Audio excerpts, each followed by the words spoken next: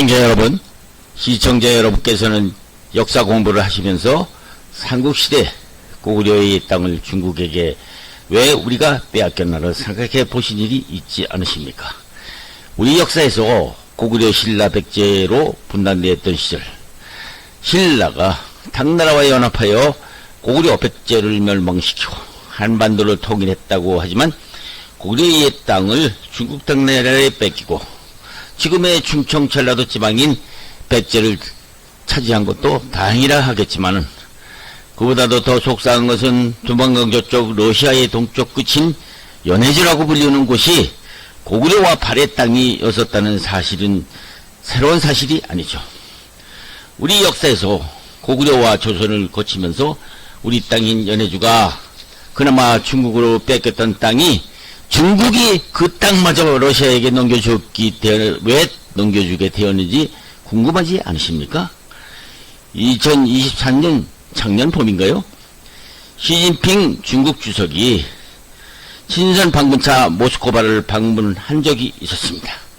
그때 중국 주석 시진핑과 요즘도 우크라이나 남의 땅을 침략하여 맞서 부리고 있는 푸틴 러시아 대통령과 회담을 하게 됩니다. 그때 중국과 러시아 간 해묵은 공동 성명이 있었는데요. 무슨 성명인가 하면은 소위 중러 경제협력 중점 방향에 관한 공동성명이라는 것을 발표를 하게 됩니다.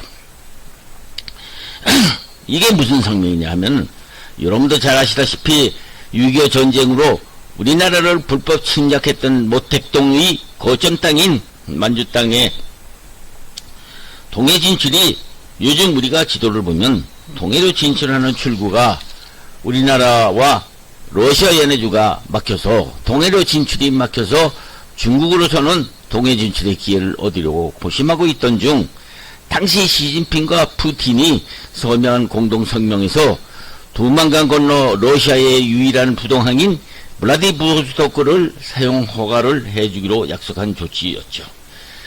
결국 당초 우리 고구려 땅을 저희 땅으로 빼앗은 연해주를 당시 중국 청나라 당국은 러시아에 사정하여 중국 만주의 길림성과 흑룡강성에서의 생산하는 무역 화물 등을 러시아의 블라디보스토크 항을 통해서 동해, 그동안 육지로 운송하면서 불편했던 화물 운송을 동해를 이용해서 대마도와 제주도로 지나 중국 남방 지역으로 쉽게 운송하는 기회를 확보한 셈이죠. 그런데 시청자 여러분, 고구려 시대 우리 땅이었던 이 연해주를 왜 중국이라는 나라가 잘 지키지도 못하면서 우크라이나 땅을 침략을 밥 먹듯이 하는 러시아가 같은 나라에게 땅을 내어주게 되었는지 궁금하시지 않습니까? 오늘은 그 사연을 살펴보겠습니다. 그렇습니다. 러시아라는 나라는 땅에 대한 욕심이 많은 나라였습니다. 러시아는 자기 나라의 영토의 거의 80%나 차지하는 시베리아 지역을 편입하는 과정에서 당시 청나라의 잦은 국경 분쟁을 일으켰죠. 어떻게 분쟁을 일으켰나요? 뻔하죠. 당시 러시아 황제는 군사력을 앞세워서 2차 세계대전 중 일본과 불가침 조약을 하루아침에 깨고 만주를 거쳐서 북한 땅에까지 쳐들어왔듯이, 당시 러시아 황제는 중국 청나라가 두 차례에 거친 아편 전쟁으로 청나라의 수도인, 지금 중국의 수도인 북경까지 영국과 프랑스군에게 점령당하고 청나라 황제가 피난까지 간 사건을 이용해서 러시아는 호시탐탐 영국과 프랑스와 청나라 간 분평등 조약을 맺은 것을 이용해서 러시아도 이 조약에 망해가는 청나라와 영국과 프랑스와의 조약에 끼어든 것이죠. 러시아는 연해주를 자기 나라에 내주라는 것이었죠. 그렇게 되어서 러시아가 그토록 겨울에도 얼지 않는 블라디보스토크라는 항구를 차지할 수 있었던 것이죠. 하여간 이렇게 해서 러시아는 이른바 에흔조약과 1860년 북경조약으로 러시아가 청나라로부터 거의 강탈당한 지역이었죠. 중국이야말로 청나라 때 러시아에게 강탈당한 160여 년 만에 유일하게 동해 바다로 진출할 수 있는 블라디보스토크 항을 이용하게 된 것이 되죠. 하여간 이렇게 옛 우리 땅인 연해주가 러시아 땅이 되어버린 것은 러시아가 국경을 정리하기 위해서 러시아와 당시 청나라가 최초로 중국과 러시아가 만주 흥동강성 북쪽을 차지하더니 더 욕심을 낸 러시아가 1689년 소위 네르친스크 조약 이래 당시 러시아 제국 황제였던 포트르 황제라는 사람이 늘 해양 진출을 꿈꿔왔던 인물로 알려져 있었죠.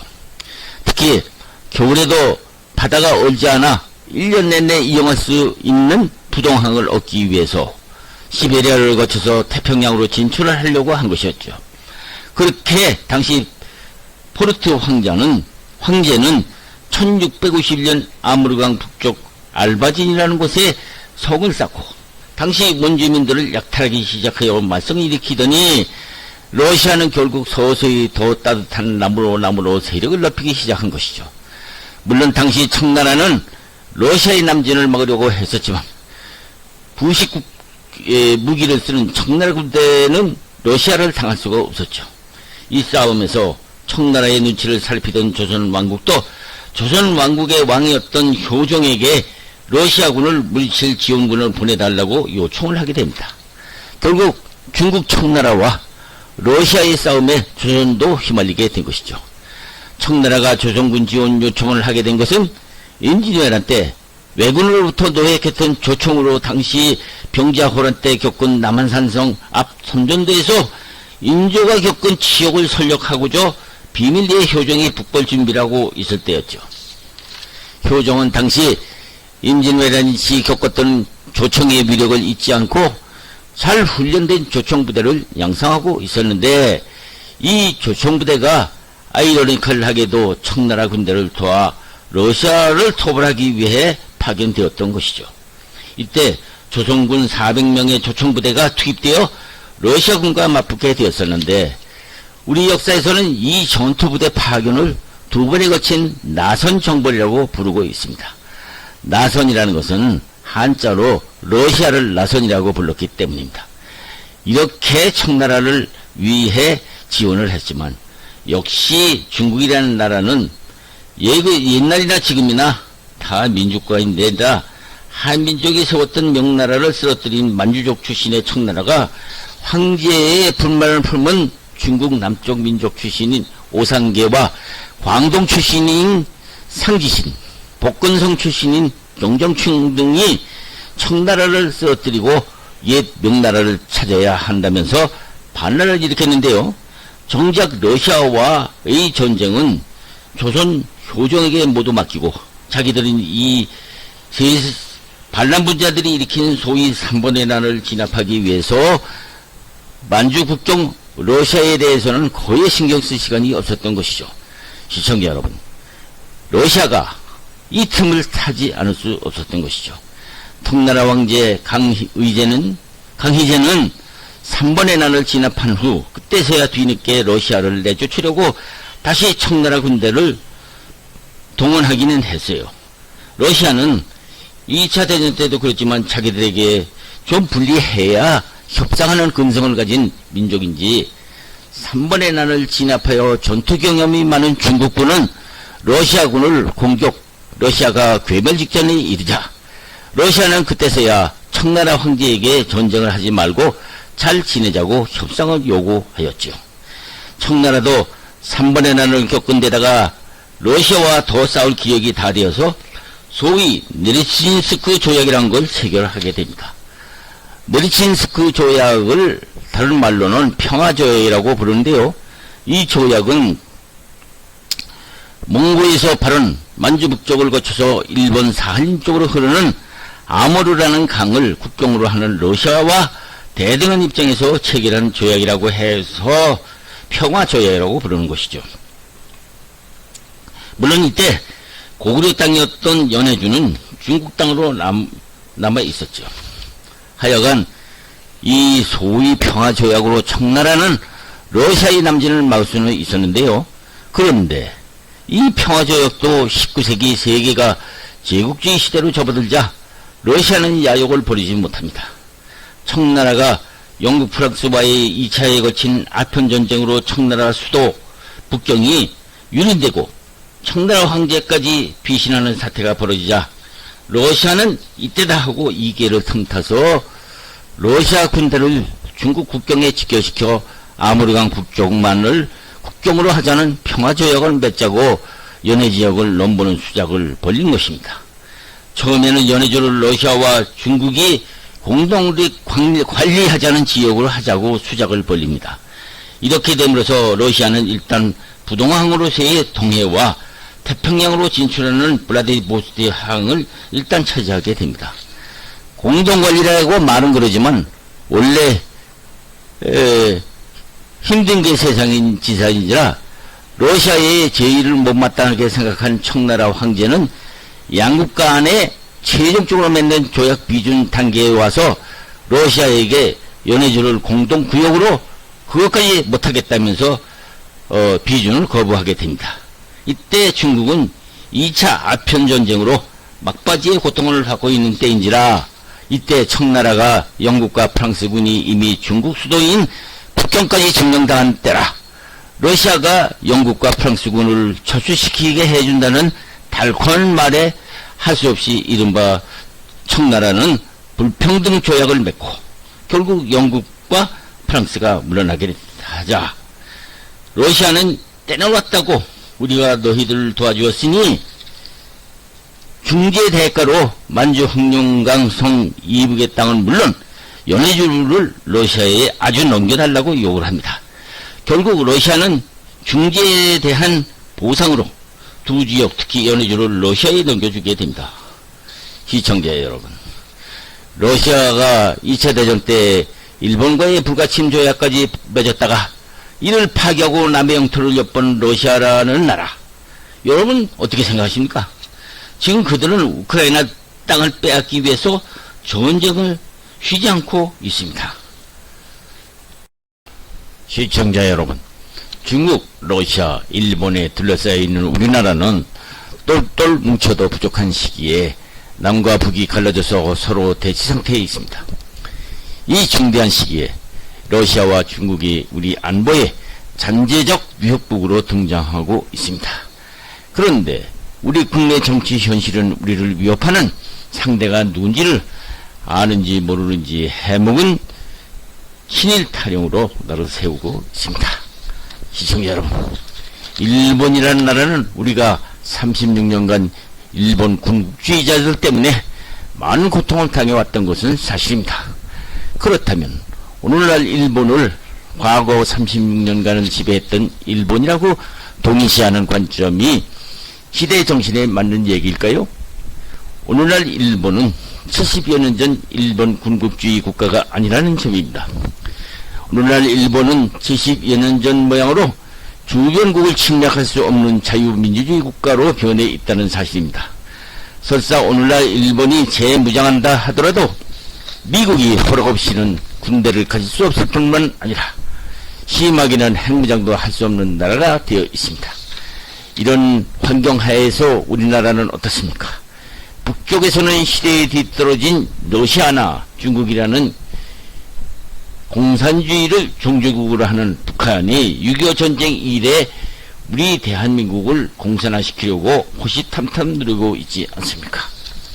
요즘 우리 국내 정치인 중에는 더러운 평화가 이긴 전쟁보다 낫다라는 궤변으로 늘어놓는 발언으로 말썽되고 있지만 요즘 우리나라는 안보적 측면에서 통일이라는 대명제 앞에서 우리의 잠재적인 러시아나 중국 공산국가의 군사 전략이야말로 우리의 생명과 재산을 지켜야 할 언젠가는 당해야 할 숙명이 아닐 수는 없는 것이죠. 시청자 여러분, 1950년 6월 25일 전쟁 때 어땠습니까? 설마 했죠. 설마 평화스러운 평화가 온 국토가 파괴되고 3천만 우리 국민들이 전쟁 와중에서 유린될 때 그때도 더러운 평화가 이긴 전쟁보다도 낫기 때문이었을까요? 시청자 여러분, 생각해 봅시다. 우리가 지금까지 공산주의 국가들로부터의 위협증이 1950년 6.25 전쟁에서 휴전 이후 평화는 유지할 수 있었던 것은 이승만 초대 대통령이 미국 당국과 맺은 한미 상호방위 조약 덕분인 것은 분명합니다. 6.25 전쟁이 일어난 지 72여 년이 지난 이제 한국과 맺은 한미 상호방위 조약도 미국 국내 사정에 의해서 방위비 문제로 우리나라와 미국이 힘겨워하는 시절이 오므로써 미국도 일본의 협력을 바라게 되었고, 우리도 미국의 입장에 동의, 미국 요청에 의해서 지난날 대일 감정이 남아있지만은, 오늘날 일본은 미국의 영향하에 있는 한 지난날의 공급주의가 아닌 민주국가를 지향하는 일본과 손을 잡지 않을 수 없는 지경에 오므로써 미국의 요청을 받아들여서 한미일 간 대북 군사 전략을 준비해올 수밖에 없는 운명에 처해 옴으로써 한미일 간 인도태평양 전략구도 하에서 공산국가인 러시아, 중국, 북한과는 군사 전략상 손잡을 수 없게 된 것이죠. 그런데 국내 정치는 어떻습니까? 이 엄중한 시기에 한미일 간의 군사 전략상 손잡을 수 없는 시기인데도 시대에 뒤떨어진 친일 논쟁으로 날새고 있지 않습니까?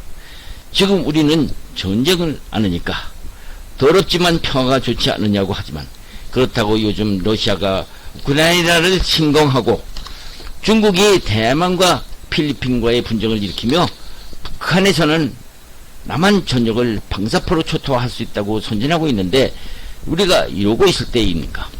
언젠가 벌어질지 모르는 러시아, 중국, 북한의 도발 위협으로부터 막아낼 준비가 되어 있어야겠죠. 시청자 여러분, 여러분 중 요사이 6.25를 경험하지 못한 MZ세대는 잘 모르시겠지만은, 전쟁을 겪어보지 않은 분들은 요즘 뉴스에 나오는 우크라이나와 러시아 전쟁과 이스라엘과 하마스 뉴스 장면을 한번 살펴보십시오. 70여 년 전 6.25 전쟁은 이보다도 더 참혹했었습니다. 혹시 요즘 젊은 분들은 한반도에서 그때처럼 총칼을 들고 전쟁이 일어나겠느냐고 합니다. 물론 한반도에서 전쟁이 일어난다는 것은 중국, 러시아, 북한과 한국, 미국, 일본 세력이 대치되는 한 현실적으로 우크라이나와 이스라엘 하마스 전쟁 같은 전쟁이 일어난다는 것은 쉽지 않을 것입니다. 왜 그럴까요? 전쟁이라는 것은 어느 부분인가 한쪽이 약해져야 하는데, 요즘 한반도 주위의 정세는 서로가 팽팽하기 때문에 어느 한쪽이 전쟁을 일으킬 수 없기 때문이라는데요. 그런데 여러분, 지금 중국과 러시아, 북한과 같은 한국, 미국, 일본이 총칼을 들고 싸우고 있지 않으니 평화스러운 시대를 우리가 살고 있는 것일까요? 총칼만으로 상대국을 쓰러뜨려야 하지 않으니 평화시대인데 무슨 소리냐고 하시겠죠. 요즘 미국에서는 중국을 향해서 이런 말로 자유세계에 경고를 하고 있습니다. 자유민주주의 국가의 특성상 공산주의의 정권이 아닌 자유민주주의 국가의 중국, 러시아, 북한 등 자유민주주의 국가의 선거를 주시하면서 선거 과정에서 특정 정당 후보에게 선거자금을 은밀히 지원하거나 은밀히 흑색선전을 하고, 또 선거 과정에서의 큰 영향력을 가진 언론인을 매수한다든가, 요즘 현대화된 댓글 부대나 소셜미디어의 침투, 여론을 조작하거나 유포하면서 사이버 공격으로 국가 기밀이나 첨단 기업 기술, 공공기관의 정보를 캐어내고, 미국의 정보기관에 의하면은 중국 주석 시진핑을 비판하는 해외 중국인을 중국 비밀경찰서를 운영해 온다고 보도하고 있습니다. 이런 움직임을 특히 중국 공산당은 전쟁이라는 것은 총칼만 가지고 싸우는 것이 아니고 모든 것이 전쟁터라면서 무기를 갖고 싸우는 전쟁이 아니더라도 모든 것이 전쟁터이며 모든 정보나 수단, 기술이라는 새로운 무기로 목표를 달성한다는 소위 초한 개념을 강조하고 있다는 것이죠. 시청자 여러분, 초한전이라니, 아니 때는 굴뚝에 연기가 난다더니 웬 초한전이냐고 하시겠지만은, 초한전은 중국 삼국시대 이후 초나라와 한나라 간의 전쟁이 아니라 한자로 표시하면은 삘초자, 초, 다시 말하면은 초과한다는 초자에 한정한다는 한자로, 이것은 중국이 비군사적 수단으로 무혈 전쟁을 하려 해서 승리한다는 중국 공산당 경전에서 나온 말이라고 하죠. 초한전이라는 완전히 다른 새로운 개념의 전쟁을 벌린다는 것이죠. 우리가 자주 쓰고 있는 장기판에서도 볼 수 있는 중국의 항우와 초나라의 유방의 한 나라가 중국 대륙을 놓고 한판 초한전을 벌린다고 볼 수 있는 것인데요. 이 초한전이라고 부르는 초한전은 한계를 뛰어넘는 전쟁 또는 모든 수단 방법을 가리지 않는 전쟁이라는 뜻인데요. 1999년 중국 공산군 대령이었던 교량과 북경 항공우주대 교수인 왕상수의 공동 저서인 초한전에서 창안한 개념이라고 합니다. 이 책에서는 이렇게 말합니다. 우리는 모든 전쟁의 수단을 결코 총칼로 하는 무력과 군사력만으로는 비무력, 비군사력, 심지어는 비살상, 무혈 등의 방향법으로도 얼마든지 목적을 달성할 수 있는 유리한 방법. 군사적 수단의 전쟁은 모든 전쟁의 행복 한 부분일 뿐이다. 심리전, 여론전, 기만전술, 문화전, 법률전, 금융전, 네트워크전, 디지털전 등 24가지 방법이 가능하다라고 이 사람들은 기술하고 있습니다. 시청자 여러분, 모든 수단을 동원한 전쟁이라는 중국이 초한전 이론은 중국의 국방대 교수인 교량이라는 사람과 북경 항공우주대학 교수라는 사람 두 사람이 왜 이런 이론을 적극적으로 주장하는 것일까요? 그 이유는 간단합니다. 중국이라는 나라는 현실적으로 초강대국 미국을 이기려면 수단 방법을 가리지 말아야 한다는 중국식으로 무한 수단을 써야 한다는 것이죠. 말하자면 전통적 선전포고가 필요 없다는 것이죠.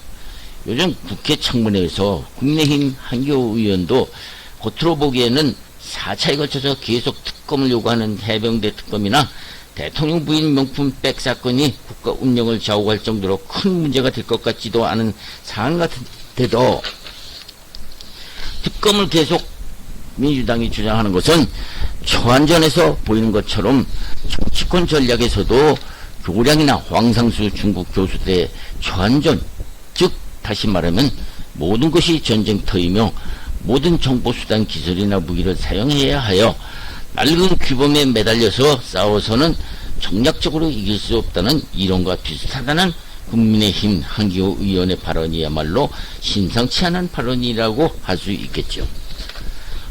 초한전이라는 이론에 의한 예를 하나 들자면은 미국이라는 나라와 중국이라는 나라가 경기를 할 경우 미국이 정상적인 경기장에서 경기 규칙을 철저히 지키며 이른바 정통전쟁을 한다면은 중국 같은 나라는 경기장 밖에서 욕설, 비난, 거짓, 마타도로 상대방의 사기를 꺾어서 분위기를 자기들에게 유리하게 만든 다음 시합에서 반칙을 밥 먹듯이 함으로써 비대칭적인 변칙전쟁을 해야 이길 수 있다는 것이죠. 왕년에 중국의 천안문 사건을 수습하고 중국 정치에서 난무하던 책략과 음모로부터 중국 공산당을 누구보다도 굳건히 지킨 중국의 강택민 전 주석은 초한전 이론을 읽고 나서 초한전이야말로 중국 공산당과 인민해방군의 군사 사상의 중대한 발전이자 성숙한 결과라고 극찬을 했다고 하죠. 초한전이라는 책이 중국 공산당의 높은 평가를 받자 심지어는 우리나라뿐만 아니라 영어, 프랑스어, 스페인어, 일본어, 이태리어, 베트남어 등 8개 국가로 번역이 되어 그 나라의 참고서가 되었을 뿐만 아니라 정치권, 정략 참고서로도 각광을 받고 있다고 하죠. 시청자 여러분, 세계는 수많은 정찰 인간 위성이 돌아다니는 하이테크 시대에 중국은 구닥다리 풍선으로 정보전과 심리전을 구사해서 미국 같은 첨단 무기 국가에서도 중국 풍선에 미국 영공 침범으로 미국은 하찮은 중국 풍선이 아시아 대륙을 거쳐서 북미 대륙, 미국까지 날라온 것을 떨어뜨리기는 했지만 이런 쓰레기 같은 풍선을 떨어뜨리는 데 쓰는 신경전과 이런 풍선을 더 떨어뜨리기 위한 비용 지출과 과연 이런 구닥다리 풍선에 신경 쓰자니 국가적으로도 처음에는 별것이 아닌 것 같은 신경 쓰지 않을 수 없었으나 정책적 피로감으로 과연 미국의 첨단 무기만으로 전쟁에서 일어났을 경우 이길 수 있는가 하는 의심을 갖게 되게 만든다는 것이죠. 그러나 중국은 다릅니다. 미국 같은 첨단 군사력이 아니더라도 단 한 명의 인명 손실이 없이도 힘안 들이고도 얼마든지 상대 국가를 쓰러뜨릴 수 있다는 효과를 낸다는 것이죠.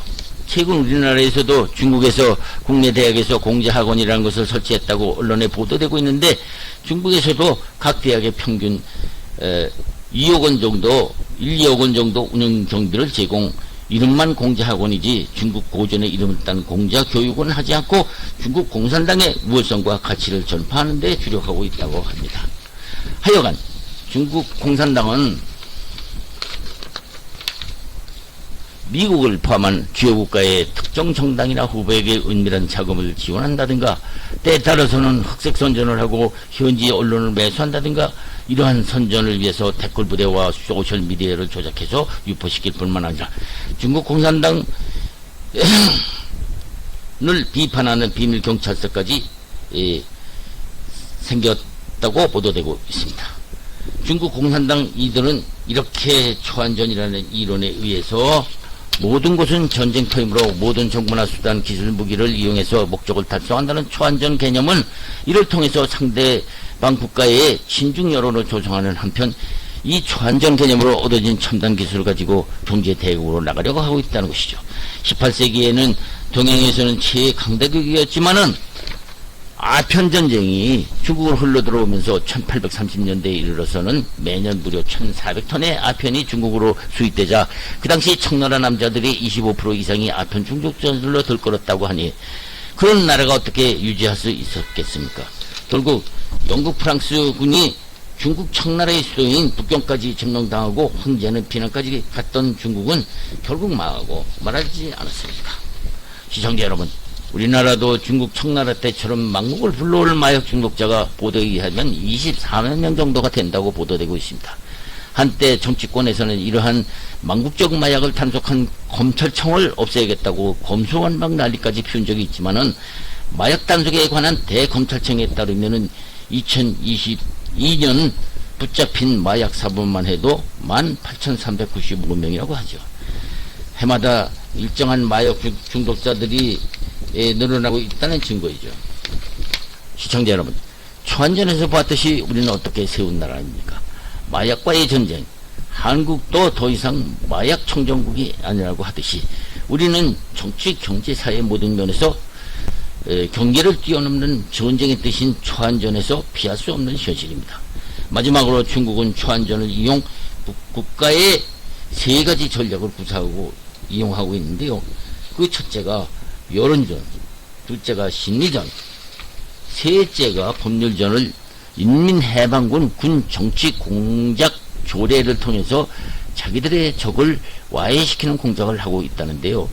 구체적으로는 여론전과 법률전은 중앙군사위원회 정치공작부가, 심리전은 전략지원부의 정치공작부가 주도하는 동시에 유사시에는 이 세 가지 전략을 이용 상대국에 대한 군사력 사용을 정당화시킨다는 것이죠. 중국이 장차 전쟁을 일으키자면은 전쟁에 사용할 군사적 사용을 정당화시키거나 정당한 명분뿐만 아니라 전쟁이 꼭 필요한가를 국내적으로 지지를 얻어서 내야 하기 때문에 자기들의 여론을 조종하여 상대국의 지도자와 국민의 의지를 약화시켜서 승리를 이룩한다는 것이죠.